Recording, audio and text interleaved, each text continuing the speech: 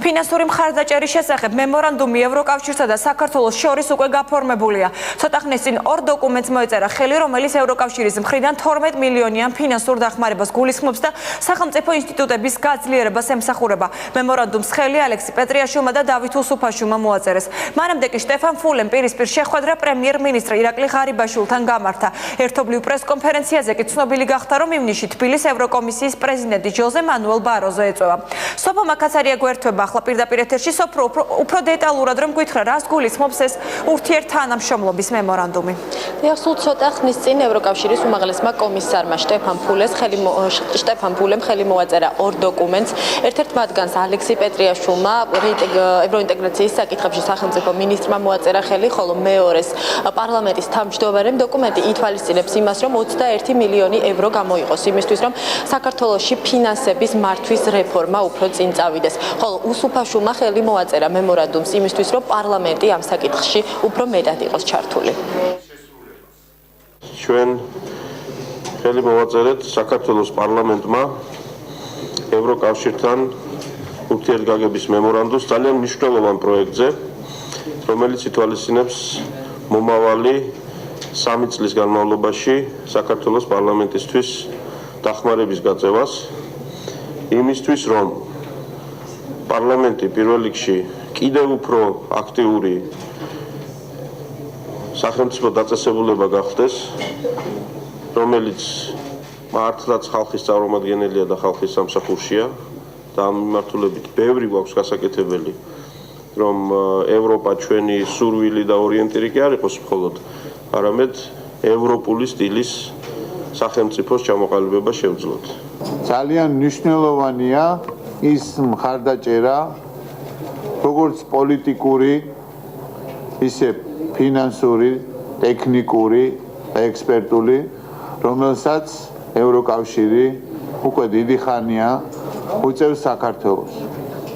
მაგრამ ყველასთვის ცნობილი მოვლენების ფონზე დღეს კიდევ უფრო მეტად მნიშვნელოვანია, რომ დღეს საქართველოში იმყოფება ბატონი ფულე და ხელი ეწერება მორიგ შეთანხმებას ევროკავშირის მხრიდან საქართველოსთვის დახმარების გამოყოფის თაობას. მანამ სანამ შტეფან ფულე ხელს მოაწერდა მემორანდუმს, ის იმყოფებოდა შეხვედრაზე პრემიერ-მინისტრთან. მთავარი განსახილველის საკითხი პრემიერ-მინისტრთან იყო ასოცირების ხელშეკრულება, როგორც შტეფან ფულე ამბობს, საქართველოს საკმაოდ სწორი და ბევრი ნაბიჯი გადადგა, ასევე ვიზების ლიბერალიზაციის საკითხშიც, ასევე მხარეებმა განიხილეს ოკუპირებული ტერიტორიების საკითხიც. შტეფან ფულემ განაცხადა, რომ იმ სიტუაციაში, როდესაც საქართველოს გააჩნია ორი სეპარატისტული რეგიონი, მნიშვნელოვანია მოსახლეობის ერთმანეთთან ურთიერთობის თემაც. გარდა ამისა, ევროკავშირის წარმომადგენელმა ისევ მკაფიოდ დააფიქსირა ევროკავშირის პოზიცია საქართველოს ტერიტორიულ მთლიანობასა და სუვერენიტეტთან დაკავშირებით. ევროკომისიის ვიზიტი არის ძალიან მნიშვნელოვანი ჩვენთვის. განსაკუთრებით კი დღეს, როდესაც საერთაშორისო საზოგადოების ყურადღება მთლიანად არის მიპყრობილი უკრაინისკენ. ბატონი ფულე ჩამოვიდა ჩვენი ქვეყნისთვის ძალიან მნიშვნელოვანი გზავნილით. ეს არის ევროკავშირის მტკიცე მხარდაჭერა საქართველოს ევროინტეგრაციის დაჩქარების კუთხით.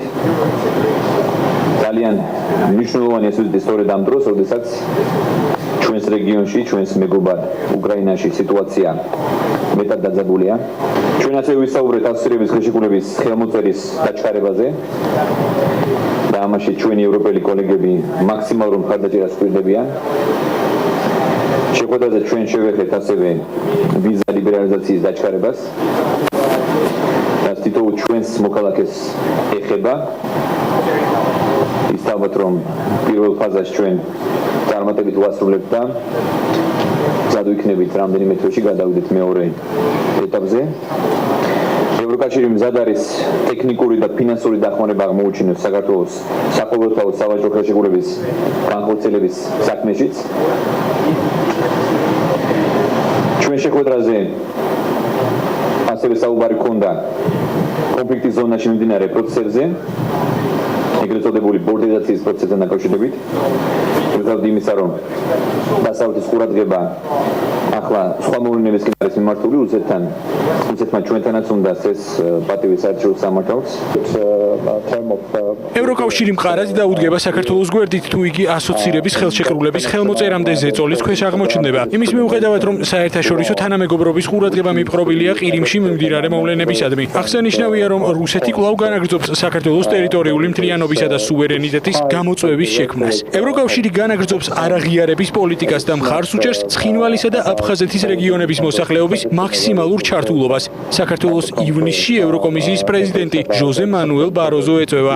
მისი სახელით მინდა მოგიწვიოთ თქვენ და საქართველოს მთავრობის წევრები ბრიუსელში ორმხრივ შეხვედრაზე, რომელსაც ევროკომისიის პრეზიდენტი და ევროკომისრები ყოველწლიურად როგორც წესი ევროკავშირის წევრ ქვეყნებთან მართავენ. ამგვარი შეხვედრების ძირითადი მიზანი ორმხრივი ურთიერთობების გაღრმავება და პარტნიორობის გაძლიერებაა. დღესვე შტეფან ფულემ შეხვედრა გამართა საქართველოს პრეზიდენტთანაც, თუმცა შეხვედრა პრესისთვის დახურული იყო და მოგვიანებით პრეზიდენტის პრესსამსახურმა გაავრცელა შეხვედრის ამსახველი ვიდეო მასალა. ამ წუთებში შტეფან ფულე სამოქალაქო სექტორის წარმომადგენლებს ხვდება. დიდი მადლობა, სოფო მაკაცარია საუბრობდა პირდაპირ ეთერში.